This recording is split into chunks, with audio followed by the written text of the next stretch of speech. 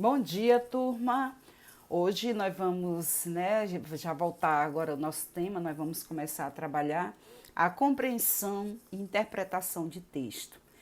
Tendo em vista alguns textos que a gente está trabalhando no dia a dia, aí nas nossas atividades, e eu percebo que às vezes vocês ficam na dúvida, né? Às vezes vocês, eu não sei se vocês não estão lendo o texto, então achei melhor trabalhar esse tema, né, para ajudar vocês no processo de compreensão e interpretação de texto. A partir de agora, se foi por alguma dúvida, vamos tirar essa dúvida agora. Como compreender, como interpretar um texto? Bom, então primeiro a gente tem que ver, né, o que é um texto. Então, um texto ele é um conjunto de ideias organizadas e relacionadas entre si, formando um todo significativo, capaz de produzir interação comunicativa. E o que é essa comunicação, né? Essa interação comunicativa é a capacidade que a gente tem de codificar e decodificar, certo? Então, isso é um texto. Olha, às vezes é muito comum você estar na hora de uma interpretação, você escuta essa palavra intertexto, entretexto, intertextualidade. E o que é isso, né? Então, comumente os textos, eles apresentam referências. Observem, referências diretas ou indiretas a outros autores, através de citações. Esse tipo de recurso denomina-se intertexto. Olha aqui, né? Você vê a Mona Lisa, do Leonardo da Vinci, e de repente você vê também aqui uma Mona Lisa. Quando você vê aqui essa brincadeirinha aqui do Maurício de Souza com a Mônica, você imediatamente você lembra do quadro da Mona Lisa, certo? Então, o que o Maurício de Souza fez? Ele fez aqui uma intertextualidade, certo? Quando ele fez essa brincadeira aqui, né? Ele fez aqui a Mônica, né? Porque ele lembrou do Leonardo da Vinci, da Mona Lisa do Leonardo da Vinci. Então, de alguma forma, o Maurício de Souza, ele citou, né? Ele fez uma referência ao quadro da Mona Lisa do Leonardo da Vinci. Então, isso é intertextualidade. Essa intertextualidade aqui aconteceu aqui através da pintura, mas ela acontece também, né, da pintura, que é uma linguagem não verbal, mas ela acontece também na linguagem verbal. Vejam essa intertextualidade, né, entre esse texto original do Gonçalves Dias, né, e essa brincadeira que o Carlos Drummond faz também, certo? Que é uma paráfrase. Ele diz que é uma paráfrase. Você tentar dizer a mesma coisa com outras palavras, né? Você vai citando o texto. O Gonçalves Dias diz assim: minha terra tem palmeiras, onde canta o sabiá. As aves que aqui gorjeiam, não gorjeiam como lá. Só um trecho aí da poesia que é linda, a poesia do Gonçalves Dias. E o Carlos Drummond faz uma paráfrase. Parafrasear, dizer com outras palavras. E o Carlos Drummond diz: meus olhos brasileiros se fecham saudosos. Minha boca procura a canção do exílio. Como era a mesma canção do exílio?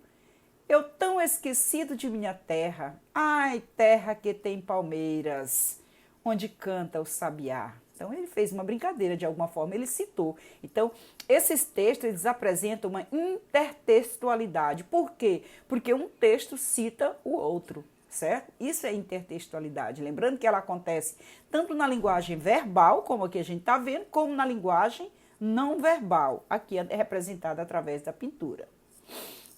Bom, na hora de compreender um texto, na hora de interpretar um texto, o que nós estamos fazendo mesmo na hora da leitura? Bom, gente, a compreensão, ela é muito prática, a compreensão.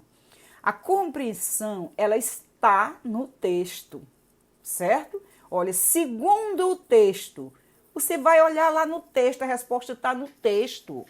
Entendeu? A sua resposta ela não é subjetiva, ela está no texto, segundo o autor. O texto informa que o que está explícito, está claro no texto, certo?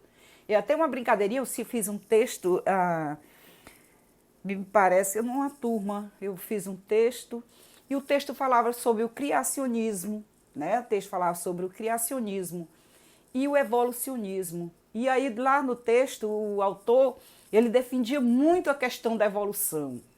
E lá, no trecho que eu perguntei, eu disse assim, segundo o autor, aí o aluno respondeu, né? Ele disse, eu acredito em Deus. Então, eu acredito em Deus, então eu vou defender o criacionismo. Só que lá na questão era assim, gente, segundo o texto, então, nesse momento você está compreendendo o texto. Você não está interpretando. A questão era de compreensão. Era segundo o texto, era segundo o autor, certo? Então, nesse momento, você só vai compreender. Bom, existe a questão da interpretação, sim. Né? Se lá a questão fosse da interpretação, você poderia ter ido desse rumo, né? Então, interpretar está além do texto. É muito subjetivo interpretar, certo? Depreende-se, infere-se, conclui-se do texto que o texto permite deduzir que é possível afirmar a partir do texto que, certo? Então, essa ideia da interpretação, ela está implícita, certo? Você vai dar o seu ponto de vista.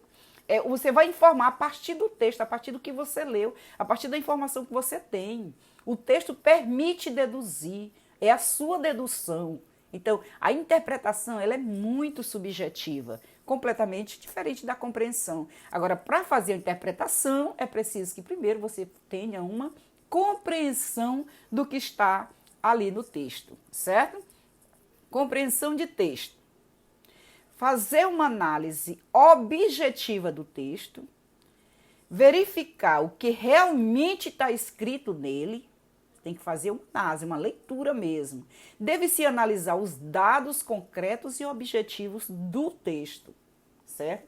Existem algumas expressões que fica claro que o que se quer analisar é a compreensão do texto. Quando vocês encontrarem essas palavras, segundo o autor, segundo o texto informa que, no texto, o autor afirma que, de acordo com o autor, de acordo com o texto, gente, você está só compreendendo. Busca lá, a resposta está muito clara no texto, certo? Então, fica claro nas expressões acima que as respostas deverão estar claras no texto. Ou seja, você deve compreender o texto para tirar as conclusões. Interpretação. Faz-se uma relação entre ideias apresentadas e realidade. Tira conclusões subjetivas do texto, deduzindo hipótese. É necessário que você tenha algum conhecimento prévio sobre o assunto que está sendo abordado. A importância da leitura. Quanto mais você lê, né, mais você vai estar habilitado a interpretar um texto. Você deve fazer uma análise pessoal e crítica para ter uma conclusão mais completa. A gente tem que ter também cuidado na hora dessa análise, né? Dessa pessoal, dessa crítica. Existem algumas expressões que fica claro que é o que se quer analisar a interpretação do texto. Então, nós vimos na hora da compreensão, vou até colocar para vocês a compreensão, olha. Segundo o autor, segundo o texto informa que, no texto, o autor afirma que, de acordo com o autor, de acordo com o texto. Então, eu estou falando de compreensão, resposta claramente do texto. Quando fala de interpretação, olha, interpretação, você encontra os enfoques. Conforme o texto, podemos concluir. Então, conforme o texto, você compreende e você conclui. Pela leitura do texto, é possível perceber, é possível inferir, o que é possível dizer a partir da leitura. O texto permite levantar a hipótese de quê? Certo? Então, você compreende e você interpreta. Conclui-se do texto que você conclui. É muito subjetivo, gente. O texto encaminha o leitor para. O texto encaminha o leitor para. Então, o que nós estamos fazendo aqui nesse caso é interpretação. Então, vocês observem que a interpretação ela é mais profunda, certo? Totalmente, né, subjetiva. Ela vai além a interpretação. Boa compreensão e interpretação. Então, nós temos um texto, né? Na hora para a gente fazer essa boa, para a gente compreender, para a gente interpretar, primeiro, leia atentamente todo o texto. Se possível, releia, dá tempo, releia o texto. Depois, grife as partes que você achar mais importante. Aquilo que você acha mais importante, grife, se puder grifar. Analise o que é fato. Fato que está bem claro, compreensão. E o que é opinião. Às vezes estou escrevendo um texto expositivo, tem muita questão da opinião, que aí é a interpretação do assunto. E para concluir, preste muita atenção nas colocações das vírgulas. Elas podem dar um sentido completamente diferente em um texto, né? A pontuação é muito importante nesse contexto. Bom, aparece aí, né? Leitura, a importância da leitura. Leitura.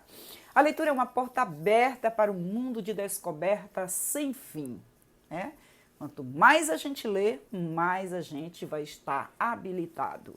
Compreensão e interpretação de texto. Então, compreender. Você olha o que você está vendo, né? E o que você pode interpretar, o que você pode dizer a partir daquilo que você está vendo. Porque essa interpretação ela é bem mais complexa. Erros clássicos de interpretação. A interpretação totalmente subjetiva, aí as pessoas às vezes cometem, né, essas falhas. Então, a primeira, olha, é a extrapolação. Aqui é a extrapolação. E o que é a extrapolação? Consiste em afirmar algo não contido no texto. Você diz alguma coisa que não está. Você tem uma palavrinha, você é capaz de dizer tantas coisas e às vezes aquela ideia não está contida no texto. Você extrapola, certo? A contradição, ela consiste em depreender a ideia contrária da afirmação do texto. Então, você contradiz. Você tem uma opinião e você, muitas vezes, segue a sua opinião. E você vai totalmente contrário à ideia do autor. É muito interessante a gente tentar trabalhar isso, tá bom, gente? E a redução consiste em não relacionar as ideias do texto àquilo que se conhece no mundo. Você só reduz. O texto fala disso. Eu pego uma palavra e digo que o texto fala disso. Vamos ver esses erros clássicos de interpretação dentro do texto. Nós vamos ver. Olha esse texto. Como vejo o mundo? O que podemos experimentar de mais belo é o mistério. Ele é a fonte de toda a arte e ciência verdadeira. Aquele que for alheio a essa emoção, aquele que não se detém a admirar as coisas, sentindo-se cheio de surpresa, esse já está, assim por dizer, morto e tem os olhos extintos. O que fez nascer a religião foi essa vivência do misterioso, embora mesclado de terror. Saber que existe algo insondável, sentir a presença de algo profundamente racional e radiantemente belo, algo que compreendemos apenas em forma muito rudimentar, é esta a experiência que constitui a atitude genuinamente religiosa. Nesse sentido, e unicamente nesse sentido, pertenço aos homens profundamente religiosos. Então, dá tempo ler o texto novamente? Segundo passo, ler o texto. Quando você lê o texto novamente, você entende. Professora, eu não entendi muita coisa, e você volta novamente. O que podemos experimentar de mais belo é o mistério. Ele é a fonte de toda a arte e ciência verdadeira. O mistério é toda a fonte de arte e ciência verdadeira. Aquele que for alheio a essa emoção, a emoção do mistério, aquele que não se detém a admirar as coisas, sentindo-se cheio de surpresa, esse já está, por assim dizer, morto e tem os olhos extintos. Ficou tão legal a segunda leitura? É verdade, gente. Leio mais, leio a segunda, leio a terceira e vamos passando, tá bom? Bom, nós vamos ver exemplo de erros no entendimento desse texto. Então, houve uma extrapolação. Quando alguém diz que o texto fala sobre a importância de Deus e da religião, e fala sobre o mistério e a criação do universo. Né? Então, ele extrapolou, ele já buscou mais profundamente, certo? Para fechar. Ele reduziu, quando ele diz que o texto afirma que o terror faz nascer a religião. O texto também afirma que a nossa compreensão dos fenômenos é ainda muito rudimentar. Houve uma contradição quando ele diz que o texto afirma que quem experimenta o mistério está com os olhos fechados e não consegue compreender a natureza.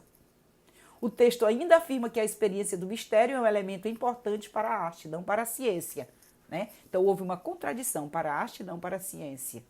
Está com os olhos fechados, não consegue compreender a natureza. Como é que ele está para a arte, não para a ciência? Né? Então, houve uma contradição, mas nós vamos ver o exemplo de interpretação correta do texto. Claro, o texto apresenta, na verdade, diversas ideias básicas. Ele apresenta a beleza da experiência do mistério, ele faz essa abordagem do mistério. Ele apresenta a emoção do mistério como raiz da ciência e da arte, das duas, da ciência e da arte. O homem incapaz de sentir essa emoção está com os olhos mortos. Ele apresenta ainda como ideia básica a caracterização dessa vivência, saber e sentir que existe algo belo e racional que compreendemos apenas rudimente, fica muito claro, né? Compreendemos bem pouco. E ele aborda ainda o sentido em que o autor se considera uma pessoa religiosa, e unicamente nesse sentido. Certo, gente? Então, é só fazer uma leitura do texto e a gente já percebe, né? Já consegue fazer essa interpretação. Nós temos um segundo texto. O segundo texto é um texto muito bonito, que é o texto do Carlos Drummond de Andrade, né? Mãos Dadas, muito bonito o poema. Ele diz: não serei o poeta de um mundo caduco, também não cantarei o mundo futuro. Estou preso à vida e olho meus companheiros. Estão taciturnos, mas nutrem grandes esperanças. Entre eles, considero uma enorme realidade. O presente é tão grande, não nos afastemos muito, vamos de mão dadas. Não serei o cantor de uma mulher, de uma história. Não direi os suspiros ao anoitecer, a paisagem vista da janela. Não distribuirei entorpecentes ou cartas de suicida. Não fugirei para as ilhas, nem serei raptada por serafins. O tempo é a minha matéria. Do tempo presente, os homens presentes, a vida presente. Então vejam aí, né? Convite aí, Mãos Dadas, do Carlos Drummond. Erro no entendimento, a extrapolação. Extrapolou aonde? O texto afirma a desilusão do autor com os amores românticos, onde já se viu, né, gente? Que não são correspondidos, que levam à autodestruição. Em nenhum momento houve esse ponto de vista, né?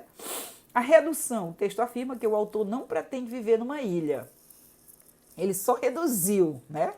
Toda uma ideia do texto. E a contradição, o texto afirma que o autor sente-se preso à vida presente, a passada e a futura. Ele se contradiz. E ele vai viver preso à vida presente, a passada e a futura. E onde é que ele vai, né? Busca salvação para ele aonde? Né? Então, totalmente, né? Essa contradição aí. Vamos ver a interpretação correta. Observe como o poema de Drummond apresenta muitas ideias relevantes. Vamos ver as ideias relevantes e corretas? Ele nega desde o começo a negação de ser um poeta do passado. Olha como é que ele começa a poesia dele, gente. Não serei o poeta de um mundo caduco. Também não cantarei o mundo futuro. Então ele nega o mundo caduco, o mundo antigo e o mundo futuro. Mas ele fala o quê? Do presente. Vamos trabalhar o presente. Esse momento é muito importante, né, gente? Então, o mundo caduco e o futuro, mas ele fez uma abordagem bonita do presente. Então, observe como o poema ele apresenta ideias relevantes, a negação de ser um poeta do passado e do futuro, claro, dos dois. porque ele quer ser um poeta do presente. O estar preso à vida com os companheiros na realidade presente, porque ele quer a importância desse presente, né? Ele faz muito bem, até porque o poema é Mãos Dadas. O chamado para viver o presente juntos. A negação de várias atitudes que o tirariam de viver a realidade presente. As várias fugas, o amor romântico, o sentimentalismo, as drogas, o suicídio, a solidão e a religião alienante. E por último, ele faz uma abordagem, a reafirmação no fim do texto do presente. O tempo presente, a vida presente, que é o mais importante para ele. Então, essas interpretações a gente precisa ficar atento. Você pode dizer qualquer coisa. Não foi o que eu entendi, não é o que você entendeu, lê novamente, certo? Busca as respostas, tá bom, gente? É leitura, a importância da interpretação. Bom, então é assim, ficamos até aí. Até a próxima. Na próxima aula nós vamos com mais interpretação. Nós vamos ver mais um texto de interpretação. Tá bom, gente? Então, beijos para todos e a gente, sim, logo, logo nós vamos estar nos encontrando, tá bom? Até a próxima!